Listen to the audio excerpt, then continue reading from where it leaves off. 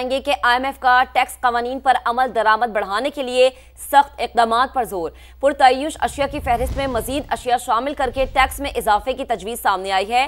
Solar panel समेत तमाम tax इस्तिस्ना खत्म करने की तजवीज़ दी गई है। टैक्स चोरी पर जुर्माने के साथ फौजदारी मुकदमा दर्ज करने की भी तजवीज़ दी गई है। तफसीलात जान लेते हैं। नुमाइंदा खुसूसी शकील अहमद हमारे साथ मौजूद हैं। शकील साहब, तफसील से बताइए क्या तजावीज़ सामने आ रही हैं। देखिए फवाद, नए माली साल का बजट 10 जून को पेश किया जाएगा और 14,000 अरब रुपए से ज्यादा का टैक्स हदफ मुकर्रर करने की तजवीज़ है। ज़ाहिर है इसके लिए FPR को टैक्स मैय्यज़ लेना पड़ेंगे। तो IMF ने हुकूमत पाकिस्तान से मुतालबा किया है कि टैक्स कवानीन पर यानी कंप्लाइंस पर अमल दरामद बढ़ाया जाए और ऐसे सेक्टर जो टैक्स नेट से बाहर है उनसे टैक्स वसूल किया जाए। कुछ तजावीज़ सामने आई हैं। पुरतय्युश अशिया की फहरिस्त में मजीद इजाफा करके टैक्स बढ़ाने की तजवीज़ है। पुरतय्युश अशिया पर सेल्स टैक्स जो है वो 25% से बढ़ाने की तजवीज़ दी गई है और इसके अलावा POS पर टैक्स चोरी का जो जुर्माना है यानी Tier 1 रिटेलर्स वो 5 लाख से बढ़ाकर 50 लाख करने की तजवीज़ है।